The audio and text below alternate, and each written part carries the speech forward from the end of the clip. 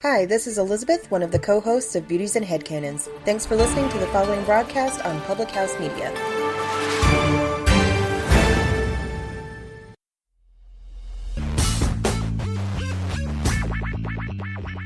Ladies and gentlemen, boys and girls, children of all ages, this is Josh Powers. And I am John Moss. And we're the hosts of The Cheap Seats, brought to you by Public House Media each and every Tuesday. We're here to talk sports. And anything else you can think of that has to do with sports. Bottom line is, we are your conduit. We are fans just like you. We're talking about the stuff that we know that you're talking about around the water cooler. Once you've finished listening to the following broadcast on Public House Media, we hope you'll come and check out our show, The Cheap Seats, every Tuesday on all of your favorite podcast platforms. You'll find us way up here in the cheap seats.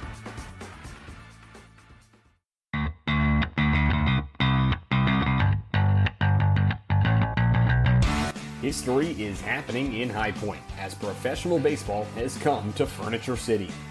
Don't miss any of the action, from strikeouts, 3-2 cold strike 3 right at the knees, to web gems, stabbed by Alfonso, he spins, throws to first, and the pick by Bichette rounds out a beautiful play, to home runs, high fly ball deep left field. This one is gone. Get up and get out, Tyler Ladendorf.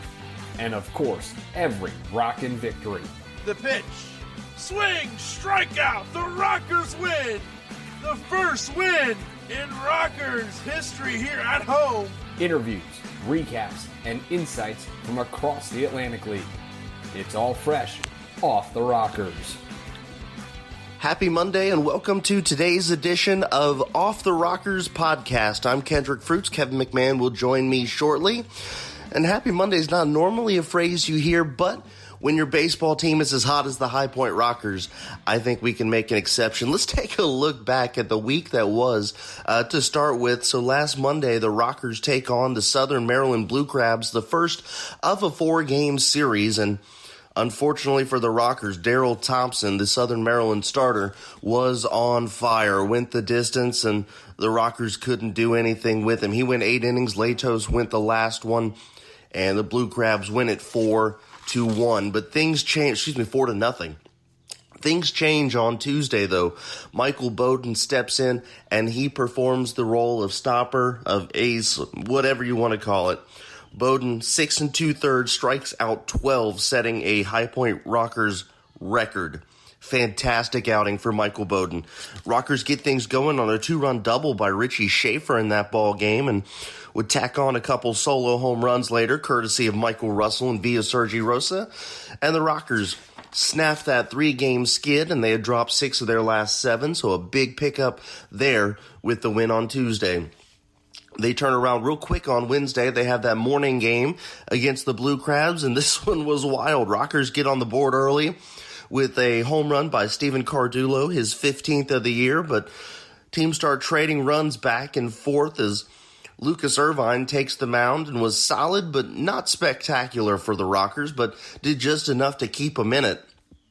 9th inning rolls around, and the Rockers have to scratch and claw a little bit as Cardullo would score in the 9th inning on a would score on the wild pitch to Hector Gomez from Matt Latos, which is Latos' first blown save of 2019.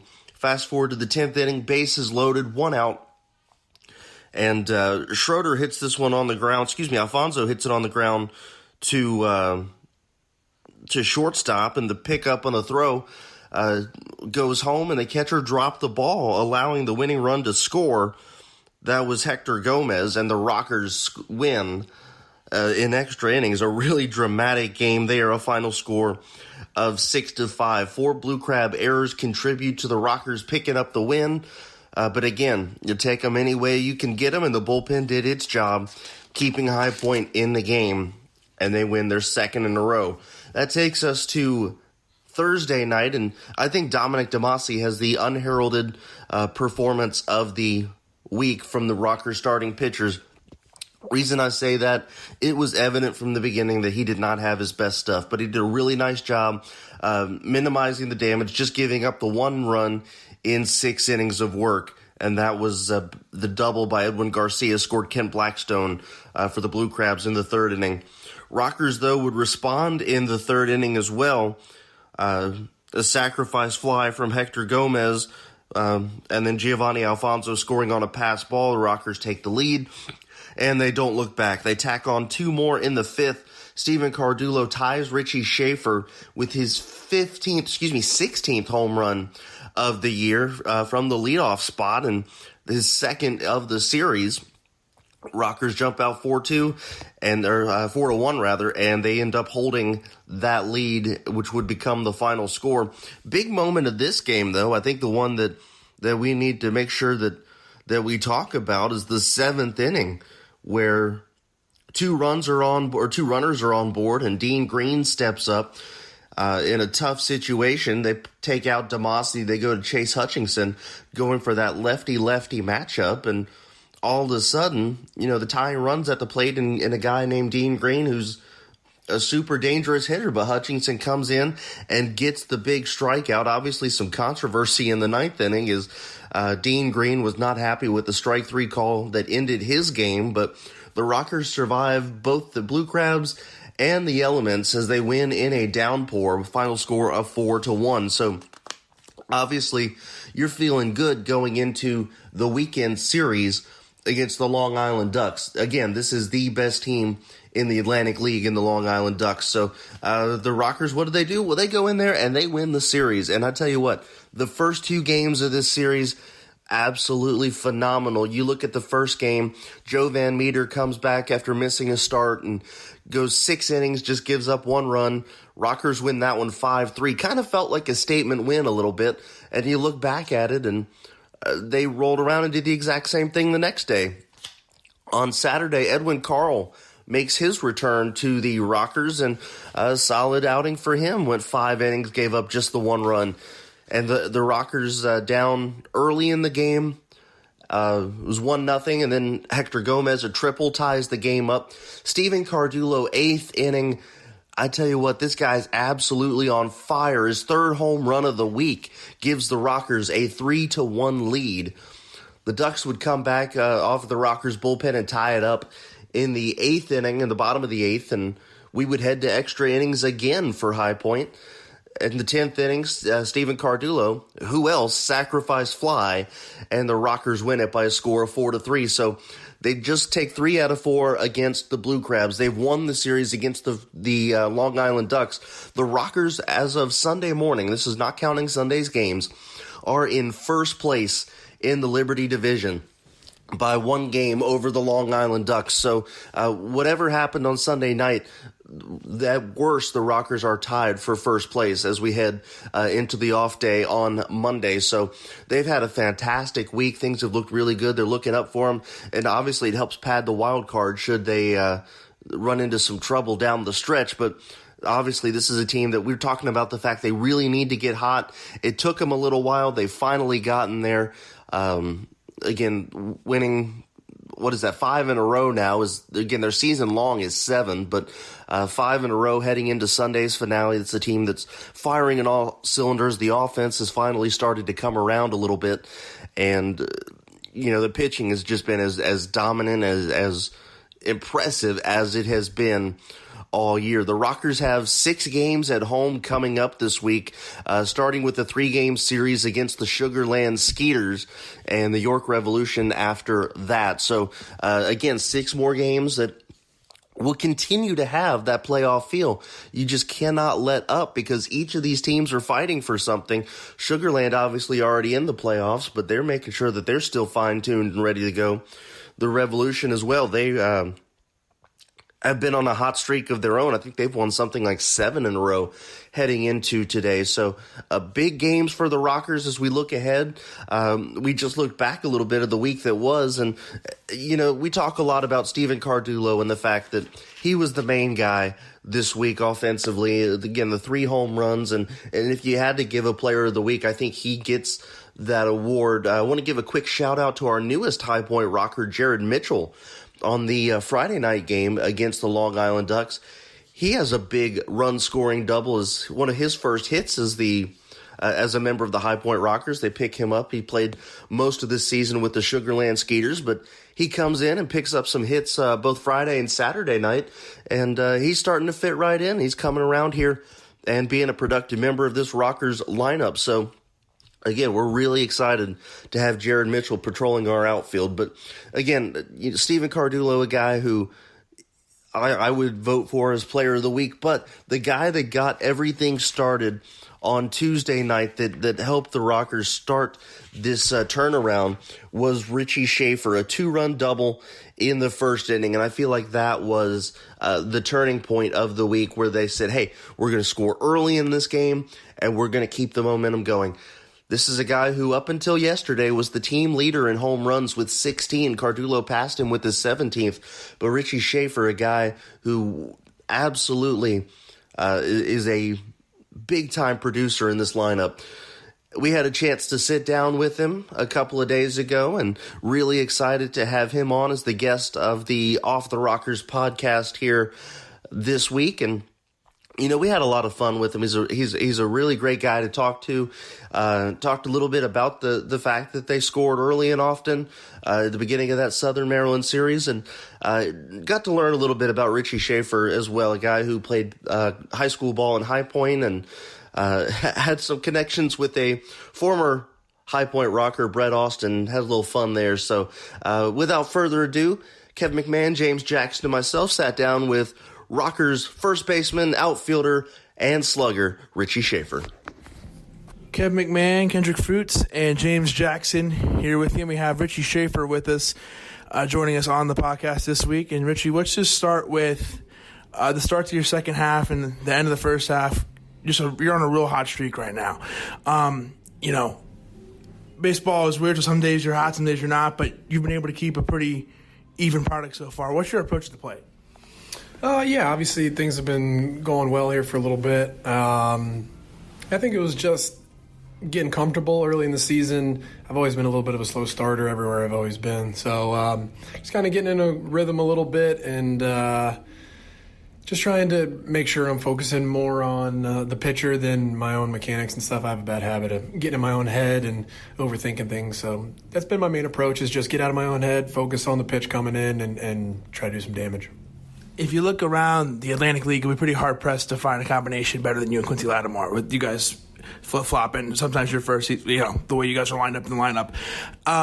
Knowing that he's close by, does that help you when you're going to the plate? Yeah, absolutely. I mean, obviously... and other guys, too. Yeah, no doubt. I mean, no matter where you're hitting, if you've got guys around you that are, banging the ball around as well, it really helps. I mean, it's... sometimes it just takes one big hit from someone to kind of break the offense up and let everyone sort of take a deep breath and put together good at-bats. And Quincy's done that a lot for us. But, yeah, I mean, top to bottom, our offense is pretty dangerous and feeling good. So, but it is nice to, Quincy's been a staple for us and a guy that you can rely on to put together quality at-bats every single time up. And that's nice. I mean, I've been hitting behind him a good bit. And it's nice too because we profile similarly, so I get to kind of learn what they're going to do to me. I let him be the guinea pig, you know what I mean? So I try to pay attention to what they do to him because I know they're going to do something similar to me as well. This is kind of a two-part question, but first off, we kind of joke up here sometimes. It's you tell the pitchers, hang tight for 6 or 7 innings, wait for the offense to come around because you guys have no shortage of late-game heroics. So the first part of my question is talk a little bit about the confidence you guys have to be able to come from behind late. And the second part is on Tuesday when Michael Bowden started, you got things started in the first inning with a 2-run double, and how important was it to score early in that game as opposed to coming from behind late? Yeah, I think that the product of our late inning offense, I think, is just a product of our offense being good in general, right? I mean, I don't think it's any secret that, it's a little difficult to hit here at home in the first part of the game. We've got, some tough shadows and some things going on that make hitting relatively difficult for both sides. I think that's why you see a lot of low offensive numbers for the first 5-6 innings on both sides of the game. And I think a lot of our late inning push just comes from being able to like see properly and put together good at bats, because I think it's mainly just our offense is talented, and eventually it's gonna produce runs. Just a matter of how often do we get opportunities to put together at bats when we can see properly and stuff like that. So I'd be curious to see what our like road home splits are in the first like couple innings. You know what I mean? I'm not sure. I wonder if we're as late tilted on the road as well too. Maybe we are, I don't know, but I think the late inning stuff is just a product of guys being comfortable, knowing that our offense is talented, and that we got guys that put together professional bats consistently, and there's no panic ever. Like, okay, we're down, no worries, like just keep doing our thing, keep chugging along, it'll all play out. And then what was the second part? I just said how important did it feel like with Bowden? Yeah, it was huge. It was huge. Yeah, I mean, because obviously the offense has been lagging a little bit the last, week or so, and really just sort of kind of trying to scrap for runs and really trying to, do whatever we could to push some stuff across. So that was really big to get those 2 runs early and feel like, okay, like we're ahead, let's put it on them the whole game and don't take our foot off the gas. That was big for sure, so that was nice. Richie, you were drafted, I believe, 25th overall in the first round, I believe, by the Rays. This is a 2-part question, but what do you believe what was that day like for you, knowing that, hey, I just got drafted by a professional organization in the first round? Obviously, that's a big achievement in itself. What was that day like for you? It was crazy, man. It was a whirlwind, like 48 hours, because the day before we had just gotten beaten by, I was playing with Clemson, and we just got beat by South Carolina in the regional, and my college career had essentially ended. So I went from that night to literally a drive home to my parents' house in Charlotte. And then less than 24 hours later, I'm getting drafted. So I'm going from like this moment of like devastation to obviously like one of the best moments of my life. So it was a crazy, 24, 48 hours. We had a bunch of family friends over at the house and stuff like that. And then that day in particular was it was wild, because I actually thought I was going to go considerably higher than I was. And in 2012, there was the first year of the new CBA agreement that changed the draft rules. So the draft was considerably different than it was the year prior in 2011. I mean, it's been consistent since 2012 on, but that year was the brand new year. So teams, the players didn't know, the teams didn't know, the agents didn't know. No one really knew kind of what to expect going into it and how things were going to play out. And I think it played out a little differently than people anticipated, and people were trying to feel it out. So there was a level of uncertainty in that draft that I don't think exists anymore. So I was waiting around and like pacing around for like 3-4 hours, and it was just like, oh my gosh, like there was like a part of me that was worried that I wasn't going to get picked in the first round and be kind of embarrassed because I had all these people over and then it didn't happen or whatever. But obviously, thankfully it did, and it was a great moment. It was obviously something that was a culmination of a lot of years of hard work and stuff like that. So that was pretty nice. And so then fast forward, you ended up making your MLB debut. What do you remember most from that day, or getting the call that say, hey, I'm going to play in the big leagues now? What was that experience like, and what do you remember most about that day? Yeah, I mean, it was awesome. I mean, it's hard to describe that feeling of, reaching a goal that you had set out to do from when you were 2 years old, from the moment you could walk, you know what I mean? So, and that's legitimately what my entire childhood and upbringing, everything was like. From the moment I could walk, I had a wiffle ball bat in my hands, and I was, a baseball player from day one. So to get an opportunity to do that was pretty incredible. And it was a little unexpected too, because I wasn't in Major League Spring Training that year. I mean, even though it was a first round pick, I wasn't necessarily, you think of first round picks, you think of guys like, getting special treatment and all kind of stuff like that. And, obviously the Rays at the time valued me, but I definitely don't think that I, was given some insanely, different treatment than other people were. So it kind of caught me off guard, because wasn't really sure I was in their plans or whatever. And I sort of just kind of played my way into forcing their hand. So it was awesome. Yeah. I mean, it was really incredible. And then the first day in Chicago, when I played the White Sox, taking batting practice for the first time was pretty surreal. It was awesome. Yeah. going back to one thing that Kendrick brought up, you guys have walked off 9 times, right? 9? 8. Yeah. 8. The last night wasn't 9? I guess so, yeah. Yeah, so 9 times. You guys are having a lot of fun, too, in those celebrations. So walk us through a little bit of the celebrations and how much fun you guys are having. But we see it as fans and as broadcasters, the most fun you guys are having, like clearly joking around and messing around when you guys win.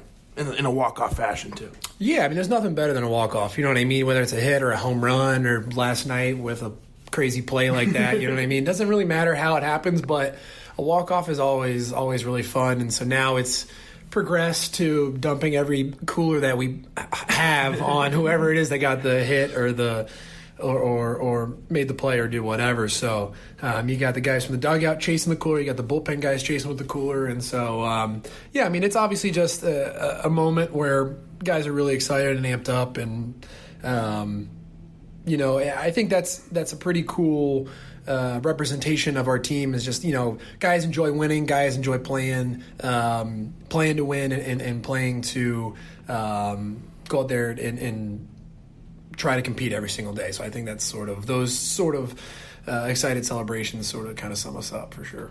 To stick to baseball and go a little inside, and then we'll get to more of the personality stuff after this. But how important was those 2 wins that the Rockers just had? This will come out Monday, but to win, what's today? Thursday? To win Tuesday and Wednesday, 2 wins in less than 24 hours. You guys needed some wins. Bowden does what he does, and you walk off the way you guys did yesterday. It's starting to click again, and those wins, even though you look at it, you go, okay, just 2 wins in July. They feel very important and very special.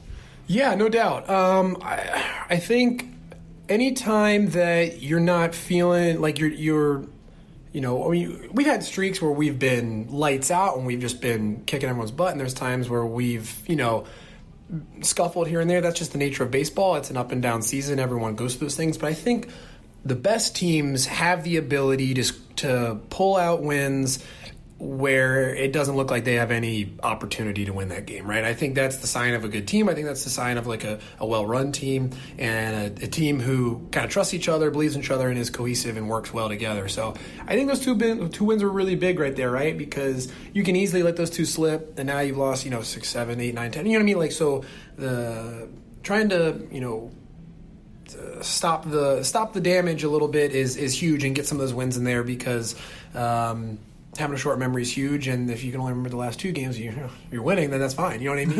You don't remember the last 10 if you're 2-8 or whatever it is. You want to remember the last 2 and build off that and keep rolling. I just had one last baseball question for you. Obviously, it's a really small sample size. He hasn't been here that long, but we were all buzzing about the addition of Jared Mitchell yesterday. From what you've seen from him, what does he bring to the team? Yeah, I mean, I've played against Mitch a while, not only in this league, but I played against him in AAA a bunch of different times, and throughout bunch of years in our career, and then we've matched up against each other. And he's a really talented player, man. He's one of those guys that's got a ton of tools, and he can do some special things out here. I think it gives us just another really quality, really professional bat in a lineup that already has a bunch of them. So I think it's going to do nothing but bolster our lineup and continue to make each and every hitter 1 through 9 dangerous. Gives us another guy in the outfield who can run him down and go get it. So yeah, I mean, obviously we're excited to have him. So, yeah, I mean, I know he's ready to get out there and go full force and show what he can do as well. So yeah, we saw him on the other side in this league earlier this season. So we're happy to have him in our colors, not the other way around. We were tired. He was, right, he was killing us on the other side. Yeah. So we're happy to have him in Rockers blue now. Absolutely right, no doubt. Now, Richie, sometimes, occasionally, you'll get players who are teammates in college. At the start of the year, we had Brett Austin, and I do believe you guys went to high school together. Is that correct? Were you guys teammates in high school? Yeah. And what is your earliest memory of Brett Austin that you can remember? Yeah, so me and Brett go way back. Me and Brett, Brett's 2 years younger than me, so he was a freshman when I was a junior on the baseball team, and obviously Brett was very talented, so he was competing to try to be on the varsity team as a freshman, which I went to Providence High School in Charlotte. It's a really competitive, one of the best high school baseball programs in the country. I mean, it's nationally ranked every year and produces tons of college players, professional players. I mean, it's a rock solid program. So if you've got a freshman coming in competing at that level, that he's pretty talented. So, but I mean, I was sort of the big dog there, so I always like to put him in his place. But no, so it's funny. So I bet if you were to ask him, Brett would always say that I sort of picked on him a good bit and stuff like that. But no, me and him are really close. And I mean, the first memory I have of him is probably I remember him hitting a home run his freshman year against a high school named Butler. And it was a big home run for us. I think we ended up winning the game like 3-2 or something on his home run. But yeah, so we always had, we always had a little bit of like a big brother, little brother type of relationship, where I'm obviously the bigger brother, just, age-wise, physically, just everything in general. I'm just a little bit bigger and better than Brett. You know what I mean? And I'm just saying that because I like to pick on him, and he's going to roll his eyes when he hears this. So I'm really excited he got picked up. I'm happy for him, and I hope he continues to keep doing well. So let's fast forward a little bit to now here when you come here and he's here as well. Did you know he was going to be here, or was that just kind of you show up and, oh, there's my old high school teammate here now? No, yeah. So I mean, we so now we played together, but then I lived in Raleigh for 3 years, and we worked out together every day in the off season over at NC State. So we got really close, not only from high school, but then from that as well. And then in the off season, when I wasn't quite sure what I was going to do, where I was going to play or whatever, I was just talking with Brett like we always did in the off season, and he mentioned that he was playing here, and I was like, oh really? Like I didn't even know there was a team here. Do you think that you could get me Jamie's number, Keith, our manager? And he's like, yeah, absolutely. So I actually, the reason I'm here is kind of because Brett. Like if honestly, if Brett wouldn't have came here, I don't know if I would have known that, because the Atlantic League wasn't really on my radar yet at this point in the off season. So I hadn't really been exploring my options, and I'm obviously glad that I talked to Brett when I did, because spots started filling up pretty quick. So obviously I'm really fortunate that Brett was already on the roster and had everyone's information and communication stuff, because that kind of gave me a little in to talk directly to Christian and Jamie and everyone to see if there was an open spot. So yeah, I mean, I wouldn't be here without Brett for sure. And as we wind down here, we'll do some more personal stuff, but I'm going to take a guess here, because you went to Clemson. Yep. Are you a Clemson football fan? Heck yeah, okay. Absolutely. Who is your favorite Clemson football player in the last couple of years that's come through? It's a tough one, man. There's been so many good ones. If I could go, Christian Wilkins is who I'd pick. I say Deshaun. I was going to say Deshaun Watson's got to be up there in terms of those guys. But I mean, I was in school with like DeAndre Hopkins and Sammy Watkins and all those guys. So I don't know. I think it's got to be Deshaun. It's got to be Deshaun. That guy's just sort of embodied. Clemson gave us first national title in a really long time, 30-some years. Yeah, I mean, I think it's got to be Deshaun, and I'm like a quarterback at heart. I wish I would have played. I played like 1 year backup JV quarterback, so I always say that I missed my calling and I should have been playing QB.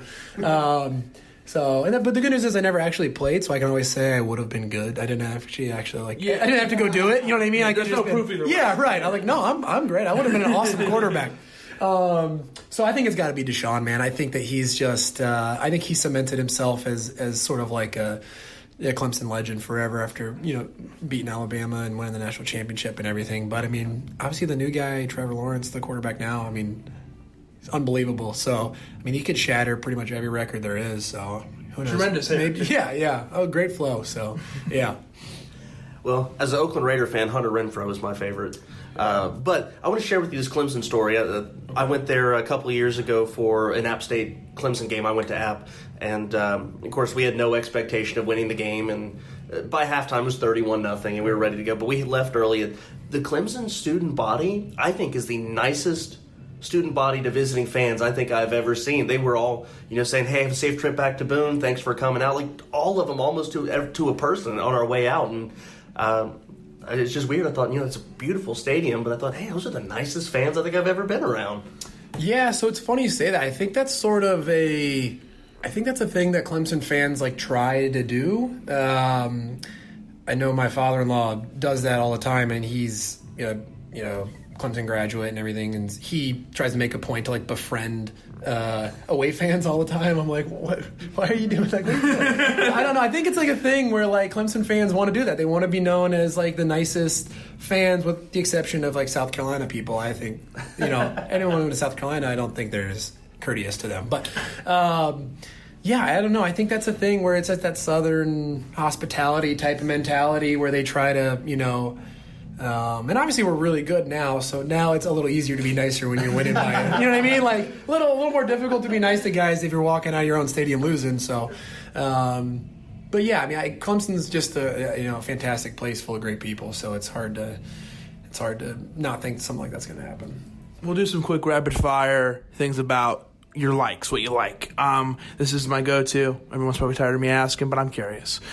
What's on your iPod? What have you been listening to recently? Do you listen to music? Michael Bowden looked at me like, "What's music?" He's like, "I listen sometimes, not all the time." Do you like music? And if you do, what do you like? Yeah, I love music. I'm a huge music fan. I love music, and my genres go all over the map, man. I love everything. I mean, you have done a good job for a second. Sorry. Did you know Michael Bowden said J. Cole? Can you? Isn't that wonderful that he said that? I can't see that. I think maybe someone just told him that guy's name. He didn't have an answer, so he just said that. I don't know. But yeah, I mean, I listen to everything. I mean, my main type of music is like the electronic, like EDM type stuff. I like the kind of like upbeat, like party type music. But I love music with sort of the polar opposite of that, of just like anything with like really good vocals. I love like sort of the modern rock that attempts to do like the classic rock vibes. There's a couple bands like that with guys that can just belt stuff out and shred guitars and stuff like that. It's awesome. And then I mean, my main two are probably those, is like EDM type of like club type music, and then anything with like some really good singer on it, as those are my type of things for sure. Top 3 places in the world you want to visit that you've not been to? I really want to go to Japan, like Tokyo. I think it just looks incredible. I'm a huge sushi guy too, so I want to go to Italy. My wife's been begging me to go to Italy for years, so that's probably on the off-season plan. Would be really cool to go there, see Rome and Venice and all that. Would be pretty incredible. And then I don't know, the third one would be like a weird random one. Like I wouldn't mind going to like Alaska and seeing is that where the Northern Lights are, or the Aurora Borealis or something like that, or something like that. You've ever seen like the Iceland glass igloo things or something? I don't know, something kind of just way off the beaten path like that. I think would be really cool too. So yeah. I'm just trying to think of, is there a situation where you and your teammates may have pranked one another in an appropriate fashion? If not, that's fine, but I'm just curious to know if that's happened. I mean, we had a kangaroo court recently, which basically is like you put in like little dollar fines for like dumb things that happen around, like nothing like performance related, but just like doing dumb things around the clubhouse and stuff like that. So guys were getting fined left and right for just doing silly things. And who is the judge? Who's the lead enforcer? I'm the judge for the position players, and Sam Runyon was the judge for the pitchers. I feel like Paul Clemens got fined a lot. Paul owes a couple bucks. Yeah, he owed a few dollars. Him and Frank Nigro were probably the lead finees. Poor Frank, he's young, man. He's learning, so he's just got a lot to learn. So we had to hit him with a couple fines, but it's all part of it. So, but yeah, so that's fun. So, Richie, we've had fun with you. Thanks so much for stopping by and letting us learn a little bit about you. Of course. We wanted to give a huge thanks to Richie Shaffer for joining us on the Off the Rocker podcast this week. What's up, everybody? It's Kevin McMahon, and I thank you for joining us this week on the Off the Rocker podcast. I want to give a huge thanks to James Jackson for joining us in the interview, as always, and of course, Kendrick Fruits. That guy knows his stuff. How great was that intro? So a big thanks to Kendrick, Richie, and James for all their help this week on the podcast. Kendrick set the stage for you at the beginning. Your Rockers are REDHOT. They are red hot right now. They've won 2 series in a row. At home, they beat the Southern Maryland Blue Crabs, and then went on the road to Long Island and won the series. So they come back to BB&T Point looking really good and ready to keep that momentum rolling. And you need to come out because your Rockers are playing great baseball right now. They want to keep it going, and we also have a lot of fun stuff happening at the ballpark that we want to tell you about. But it doesn't get any easier for the Rockers. That's why they're going to need your help. They have the Sugar Land Skeeters returning again, who we just saw, and they're returning again. You saw how good they were last time these two teams met. It felt like a playoff atmosphere, so you got to come back and cheer them on. And then maybe besides your Rockers, maybe the hottest team in the league comes to BB&T Point, and that's the York Revolution, who actually lead the Freedom Division right now. They had a great end of the first half, and they've jumped out to a great start in the second half. So you got to come out and support your Rockers. But what are the promotions? What are the fun things you're going to get to do? Let's talk about that right now. It all starts on Tuesday, August 6th. It's National Night Out. So you want to spend that at BB&T Point with your Rockers. It's also a Taco Tuesday. You're going to get a specialty taco for just $2. You can't beat that. And then it's a 2-can Tuesday. If you bring 2 cans of food, you're going to receive $2 off 1 ticket. And that is sponsored by the United Way. Wednesday is a camp day. That's one of those beautiful 11 a.m. starts. So you don't want to miss that. That is when summer campers come to experience all the thrills of High Point Rocker baseball, including activities between innings, interactive mascot appearances, and some summer safety tips, and more stuff like that. Thursday night, it's, of course, a $1 beer night, but it's also ladies' night. It's a girls' night out. So you bring your girls out and come enjoy some Rocker baseball. And then on Friday night, it's it's Game of Thrones night. So you got to come out and support the Rockers for Game of Thrones. Now, Game of Thrones night, the first 1,500 fans are going to receive a special Game of Thrones themed Rockers banner, House Rockers. I saw these a couple days ago. They're phenomenal. These are worth waiting outside when the gates open to get in and get one of these things. These are awesome. I didn't even watch Game of Thrones and I want one. Who's going to be on the throne by the end of the night? I'm going to say King Quincy Lattimore. He's got King in his name for a reason. It's going to be Q on the Iron Throne. And then it's Saturday, August 10th. We keep rolling on here. It's First Responders Night, so come out and support our first responders. For Rockers First Responders Night, we want to give a big thanks to everybody who's a first responder, especially in our local High Point area. Thank you for everything that you do. And then we're going to have post-game fireworks on Saturday night, as always. And then we round it out on Sunday, August 11th, International Youth Day. And the Rockers are going to be wearing some custom jerseys that are going to be available for auction. You can always bid on jerseys, the custom jerseys, on the live stream app. You can go there and you can bid on custom jerseys. The Rockers have done such a great job with their custom jerseys. They switch it up. They have so many in their first year. So you want to own a little bit of piece of history and go on live streaming and have one of these jerseys from all these spectacular players that are on the Rockers. Of course, it's a family fun day. It's a high sock Sunday. It's kids run the bases. And that'll bring an end to a 6-game homestand. So if you just missed the Rockers on an 8-game homestand, you're busy, you were out of town, it's the summertime, you were doing something, don't worry. The Rockers went to Long Island for a quick 3-day trip, a business trip, and let me tell you, it has been very successful.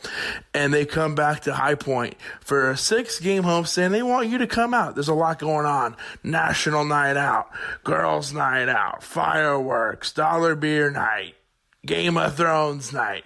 A lot of things. Great baseball. Two of the best teams in the league are coming. The defending Atlantic League champion, Sugar Land Skeeters.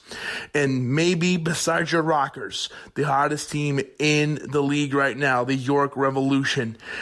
You got to come out. It's going to be a great time. Every game is at 6:30 except for Wednesday, which is at 11, and Sunday, which is at 2 p.m.